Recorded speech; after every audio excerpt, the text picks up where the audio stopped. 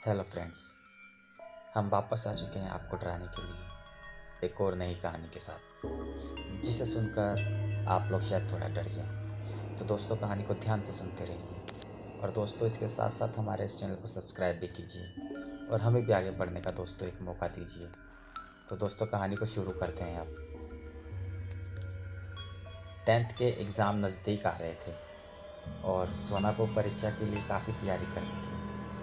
इसलिए सोना ने तय किया था कि अब लाइब्रेरी में ही पढ़ाई करेगी और वैसे भी परीक्षा को ध्यान में रखते हुए लाइब्रेरी को देर रात तक खोलने की अनुमति मिल गई थी। घर पर रहकर सोना को आलस और दूसरी चीज़ों पर ज़्यादा ध्यान चल जाता था, इसलिए उसने सोचा कि अब लाइब्रेरी में ही रहकर पढ़ाई करेगी। सोना सुबह 6 बजे घर से निकलती और 3 बजे तक स्कूल से छूटने के बाद सोना लाइब्रेरी में ही चली जाती। सोना को बहुत सारा सिलेबस कवर करना था, इसलिए रात के 10 बज गए और सोना को पता भी नहीं चला। सोना जब खड़ी हुई और चारों ओर देखा तो उसने देखा कि वहाँ पर उसके सिवा और कोई भी नहीं है। सोना ने सारी किताबें उठाई और बैग में भरी और वहाँ से निकलने लगी। सोना इतनी रात को पहले कभी अकेले नहीं बाहर निकली, इसलिए वह थोड़ा डर भी रही थी, तो इसीलिए वह तेजी से कदम आगे बढ़ा रही थी। सोना इधर उधर चारों ओर नजर घुमाए बिना बस आगे देखते हुए चली जा रही थी। अभी आधे रास्ते में आई थी कि हवा की गति थोड़ी बढ़ गई। हवा की तीखी बरहार सोना के कानों में चुभ रही थी, लेकिन सोना चले जा रही थी। अचानक हवा थम गई और एक आवाज आई, सोना रुक जाओ सोना। सोना ने फटाक से पीछे देखा और फटाक से चारों ओर नजर घुमाई, पर उसे कोई नहीं दिखा। जैसे ही सोना ने सामने देखा कि सोना की आंखें आने वाली कुछ पलों के लिए फटी की फटी ही रह गई। सोना ने कुछ ऐसा देखा जो अब से पहले उसने कभी नहीं देखा था। उसकी आंखों के सामने एक खुले बाल वाली लड़की, जिसकी टांग मुड़ी हुई थी और वह लंगड़ाते हुए सोना के सामने आ रही थी। जैसे जैसे वह लड़की उसके पास आ रही थी, सोना उसके हुलिये को ठीक से देख पा रही थी। सोना समझ गई थी कि ये कोई जिंदा लड़की तो नहीं हो सकती। वह लड़की आते आते कुछ बोल रही थी, रात को बाहर मत निकलना, वरना तुझे भी मरना पड़ेगा। मैं भी मर गई, तुम भी मरोगे। जो रात को बाहर निकलेगा वो सब मरेंगे। रात को बाहर मत निकलना। ऐसा बोलती रही और सोना के सामने आती रही। सोना ने जोर से चीखा। चीख सुनते ही चारों ओर उजाला हो गया। इससे पहले कि सोना होश संभाले, वह बेहोश होकर वहीं पर गिर गई। वह लड़की भी वहां से गायब हो चुकी थी। सोना के पड़ोसी आए और उसे अपने घर लेकर गए। सुबह हुई, सोना उठी। उसने देखा कि वह अपने घर पर नहीं थी। तभी आंटी आई और बोली, रात को तुम डर कर गिर गई थी, तो हम तुमको अपने घर पर लेकर आ गए। तुम्हारी माँ भी यहीं पर थी, पर तुम्हें सोता देखकर तुमको रात भर यहीं रुकने के लिए कह दिया। वैसे तुम रात को डर क्यों गई थी? कहीं परीक्षा की थकान तो नहीं ये सब? नहीं आंटी, मैंने सोना इसके आगे कुछ बोल ही नहीं पा रही थी। चलो कोई बात नहीं, तुम आराम करो, तुम्हारे पापा भी आते ही होंगे। कुछ समय बाद सोना के पापा आए और सोना को अपने साथ उसके घर लेकर गए। माँ ने भी यही पूछा, बेटी तुम्हें क्या हो गया था रात को? सोना बताने लगी, माँ वो रात को मैंने इसके आगे वह बोल ही नहीं पा रही थी। माँ ने भी बोल दिया, बेटा कोई बात नहीं, इतनी रात तक स्कूल में नहीं रुका करते। सोना तैयार हुई और स्कूल गई। स्कूल के फ्रेंड्स को भी किसी ने यह बता दिया था कि सोना रात को सड़क पर बेहोश हो गई थी। उसकी सहेलियों ने भी उससे पूछा, सोना रात को क्या हुआ था? सोना बोलने लगी कि रात को मैंने देखा था, इसके आगे कुछ बोल ही नहीं पा रही थी।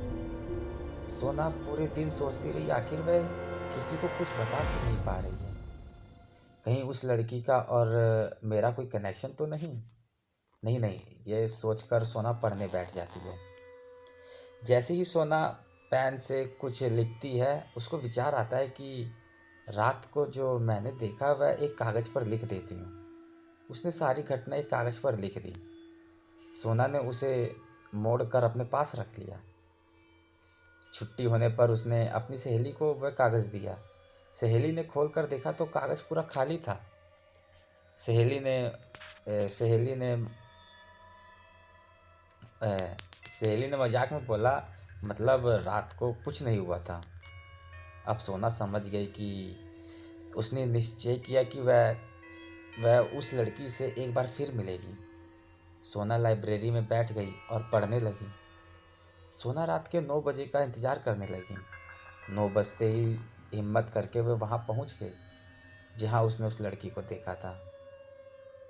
फिर से वैसे ही माहौल हो गया। सोना अब की बार थोड़ी हिम्मत के साथ आई थी। फिर से वह लड़की दिखाई दी। वह लड़की आते हुए बोल रही थी कि रात को बाहर मत निकलना, मर जाओगी। मैं भी मर गई, तुम भी मरोगी। सोना ने उससे बात करने की कोशिश की। क्या मुझे बता सकती हो कि तुम कौन हो? वह लड़की बोली, चली जाओ यहाँ से, तुम्हें भी मार देगा, मुझे भी मार दिया। चली जाओ, रात को बाहर मत निकला करो। सोना ने फिर से बोला कि कौन हो तुम मुझे बताओ, हो सकता है कि मैं तुम्हारी कुछ मदद कर पाऊँ। तुम कुछ नहीं कर सकती, उसने मुझे भी मार दिया, तुम्हें भी मार देगा, चली जाओ। सोना ने बोल दिया कि अगर तुमने मुझे नहीं बताया और तुम्हारी समस्या का कोई हल नहीं निकलेगा, तो तुम्हारी आत्मा को कभी शांति भी नहीं मिलेगी। तुम सुनना चाहती हो कि मैं कौन हूँ? तो सुनो। मेरा नाम सरोज है। मैं 5 साल पहले की बात है कि मैं 5 साल पहले तुम्हारे ही स्कूल में पढ़ा करती थी। टॉपर थी मैं स्कूल की ओर से गोल्ड मेडल जीतना चाहती थी। देर रात तक पढ़ना मेरे लिए कोई बड़ी बात नहीं थी। जैसे ही एग्ज़ाम के दिन नज़दीक आए, मैंने रात को लाइब्रेरी में ही पढ़ना शुरू कर दिया। परीक्षा के 5 दिन पहले स्कूल के चपरासी ने मेरे साथ बदतमीजी की। उसने मेरे साथ सिर्फ इतना ही कहकर वह रोने लगी। फिर मैं इस सदमे को सहन नहीं कर पाई और स्कूल के ऊपर से जाकर मैं नीचे कूदकर अपनी जान दे दी। इसलिए मेरी टांग भी टूट गई। बताओ, क्या मदद कर सकती हो? तुम मेरी कुछ मदद नहीं कर सकती। कुछ नहीं कर सकती तुम उसका, तुम्हें भी वह मार देगा। सोना सोचती है कि इसलिए चपरासी रात को स्कूल में नहीं रुकता। सोना उस लड़की को बोलती है कि अगर मैं चपरासी को तुम्हें सौंप दूँ तो वह बोलती है कि मैं उसे मार दूंगी, जान से मार दूंगी उसे। तो कल ही मार देना, सोना बोली। मुझे वह चाहिए, मुझे वह चाहिए। जैसे मैं मरी थी वैसे वो भी मरी। अगले दिन सोना ने पत्ते पर दिल का चित्र बनाकर 9 बजे PM लिख लिया। सोना ने बड़ी सावधानी से 9 बजे के आसपास चपरासी को स्कूल के बाहर लेकर आई।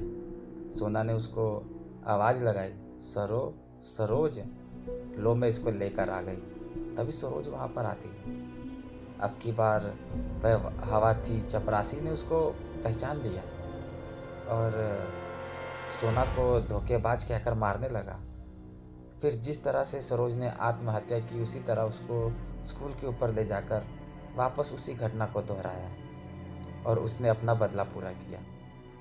सोना यह सब देखना नहीं चाहती थी, इसलिए वह वहाँ से निकल गई। अगली रात को 9 बजे सोना जैसे ही लाइब्रेरी से निकली और रास्ते में पहुंची तो आज भी उसे सरोज की आवाज़ सुनाई दी। लेकिन आज सरोज नहीं आई।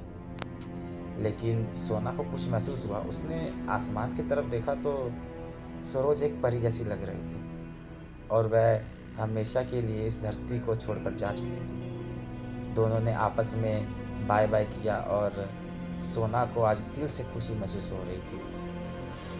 तो दोस्तों, कहानी आप लोग को कैसी लगी प्लीज़ मुझे कमेंट कर बताना। वीडियो अगर अच्छी लगे तो वीडियो को लाइक करें और दोस्तों प्लीज़ मेरे चैनल को सब्सक्राइब करें।